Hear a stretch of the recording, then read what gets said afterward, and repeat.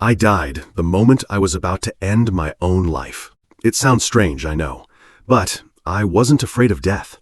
What I feared was living a life without knowing why I existed. My name is Matthew Harper. I was 47 years old at the time, divorced, unemployed, drowning in debt, and haunted every night by a question I couldn't bring myself to answer. If I disappeared tomorrow, would anyone even notice? I used to believe that if I just worked hard, followed the rules, and did the right thing, everything would be okay. But sometimes you can live by every rule and life still crumples you like a scrap of paper. I lost my wife because I chose a report over dinner with her. I lost my mother while on a Zoom call, missing her final phone call. And I lost myself, bit by bit, without a sound. There came a point when I stopped trying to find a reason to keep going. But in a strange twist of fate, just as I was about to give up, life pulled me back with a collision that left me completely unconscious. When I opened my eyes, I was no longer in this world. But the strangest thing wasn't that I saw I had died. It was that, for the first time, I saw my entire life as if it had never truly belonged to me. In the next part, I'll share what happened in the first few seconds after I left my body and why I now believe we don't just live once. From the outside, my life looked fine. I had a good job as a mid-level manager at a tech company.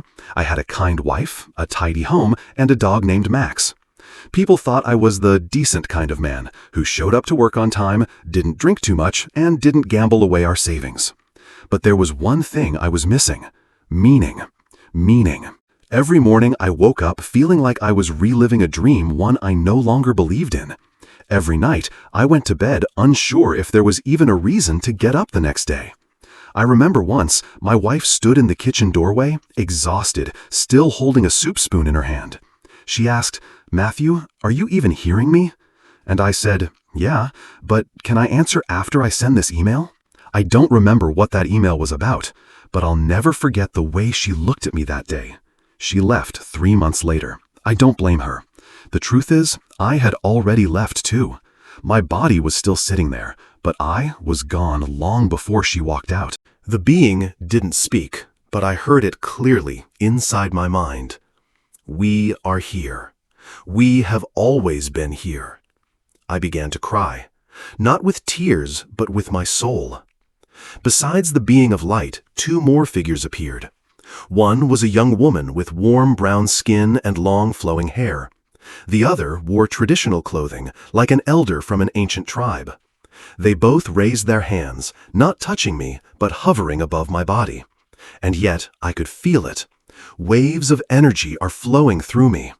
Not healing my physical wounds, but the fractures in my soul. The times my father hit me. The nights I kept the light on because I feared the yelling. The moments I whispered to myself, "I'm not good enough." Everything began to lift, layer by layer, gently. I don't know how long I lay there, because time didn't exist. There was only now, stretching wide like an embrace without end. And then I heard a sound.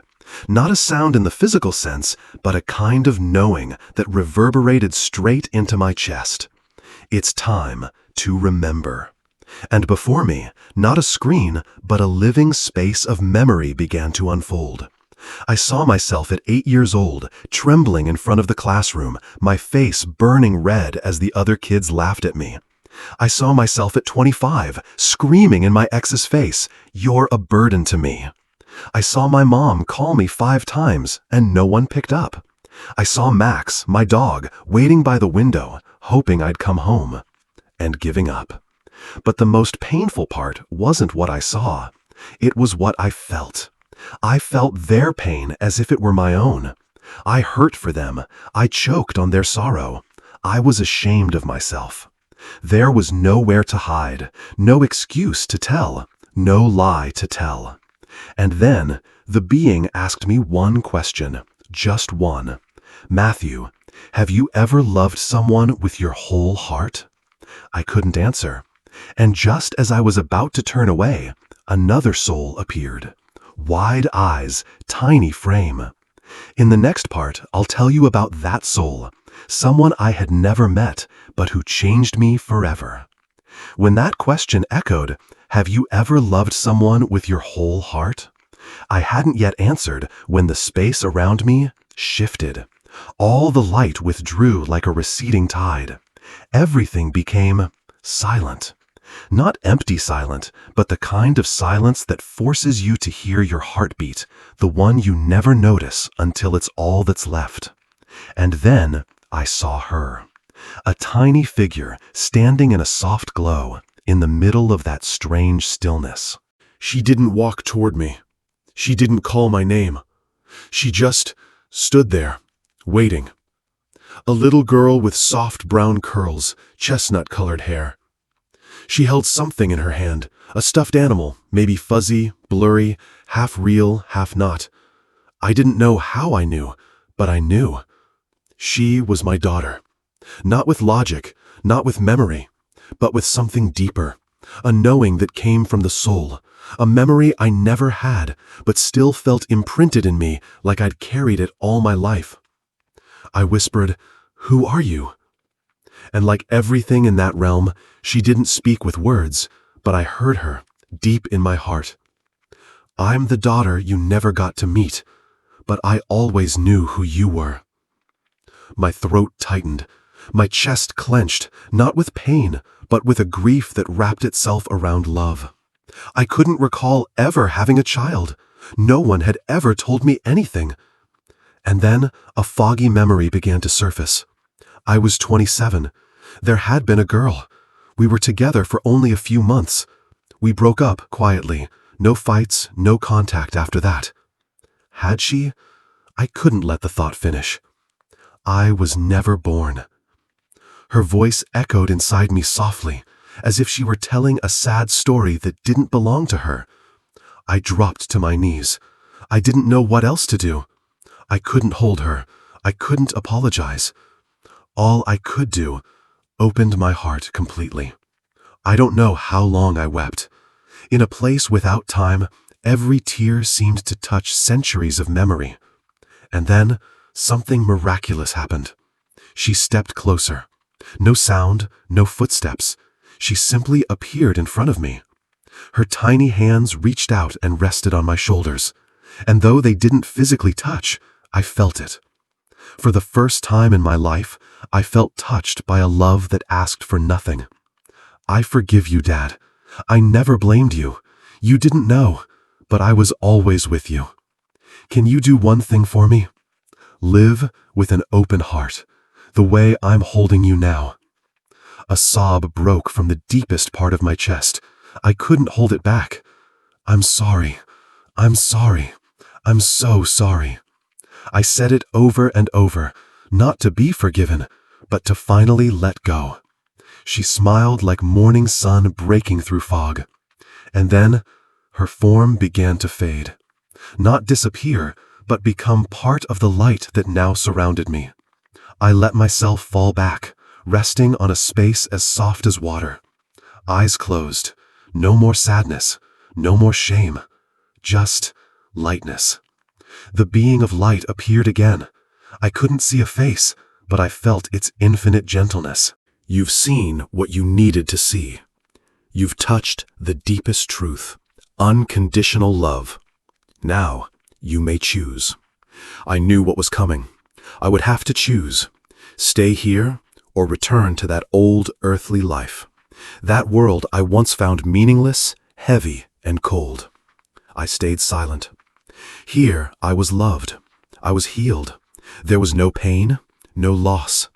But back there, I'd face it all again. Loneliness, burdens, skepticism, and yes, the unpaid bills. But I also knew, if I stayed, the story would end here. If I returned, the story would finally begin. I asked, "Why show me all of this only to make me choose?" The being answered not with words, but with the truth that moved through me like breath. Because love doesn't force, it only guides. I looked back and held on to the last image still glowing in my heart. Her eyes. Those wide, shimmering eyes, clear as if seeing the world for the very first time, without pain. And I nodded. I will go back. And this time, I will truly live. I don't remember how I fell, only what it felt like cramming the entire universe into a tiny glass bottle. The sound of the ventilator, surgical lights above me, a nurse shouting, "He's awake!" Everything was loud, chaotic, but inside me, a stillness I had never known. I had returned. Not as a survivor, but as someone who had just been born a second time. And from the moment I returned, I knew I could never live the same way again. In the next part, I'll share the first thing I did after waking up, and why I believe our true purpose in life isn't found in what we do, but in what we carry in our hearts. I opened my eyes. Not the way you open them after a night's sleep, but as if someone had given me a brand new pair. Everything was clear. So clear it gave me chills. Not in sight, but clear in meaning. I saw the nurse holding my hand. I didn't know her name, but I felt her worry rising in her chest like rainwater pooling in a cup. I saw the doctor beside her, tired but still holding his voice steady. I didn't know them, but I felt them as if they were a part of me. I stayed in the hospital for 12 more days. Each day felt like a new layer of skin growing back, not just on my body, but on my soul. I didn't tell anyone right away what I had experienced. Not because I feared they wouldn't believe me, but because it was too sacred to speak of too soon. I started noticing the things I used to overlook. The sound of wind slipping through the hospital window felt like someone whispering something gentle. The scent of antiseptic, something I once hated, now reminded me of the tender hands of the beings of light. The look in the orderly's eyes as he brought in my meal was a quiet kind of pride I had never paused to see before. The day I left the hospital, I didn't know where to begin. But for the first time in many years, I felt okay not having all the answers. All I needed to know was this: if there is love in each step, I am on the right path. I returned to my old apartment, a place that had once felt like a box of meaninglessness. But this time, I cleaned it out. Not because clutter bothered me, but because every item now felt more emotional than material. I kept my mother's bracelet. I rehung the wedding photo with my ex-wife, not to hold on, but to remember with gratitude. I placed Max's collar on the table, a medal of honor for a love that had never wavered. And then I wrote, not to publish, not to be known, just because. I had to record the things that earthly language was too poor to hold. If I didn't write them down, I'd lose them forever. I started meeting people again, but not like before, not to prove myself or to hide myself. Now, I just listened. The Uber driver who took me grocery shopping on my first day out of the hospital told me his wife had just been diagnosed with cancer. I didn't offer advice. I just held his hand for 3 seconds, and he broke down in tears. I ran into my ex-wife by chance, at our old coffee shop. She looked surprised I was thinner, older, but something was different in my eyes. I didn't apologize. I just asked, "That day, when you said, 'I think you're alive, but already dead,' what did that feel like for you?" She smiled, for the first time in 5 years. We didn't get back together, but we became human again, truly. And then an idea came to me, not like a lightning bolt, but like a quiet knock at dawn. Listen to those who no longer have much time left to speak. I signed up as a volunteer at the hospital's palliative care unit, not to be a doctor, but to sit beside the beds of terminal cancer patients and listen as they told the stories of their lives. Some talked a lot. Some said nothing, just held my hand for a long, long time. I didn't feel like I was helping anyone. I felt like I was being brought back to life through every story, every memory, every gaze that knew. The time left was real. I called that little room the quiet room. No TV, no judgment, no rush. Just a soft chair and 2 human beings, one nearing the end, the other learning to begin again. Someone once asked me, "What's your life's purpose now?"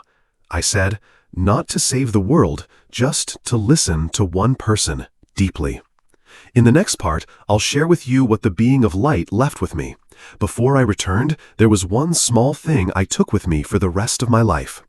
Not everything I saw on the other side remains clear now. Some images have faded like dreams dissolving at sunrise.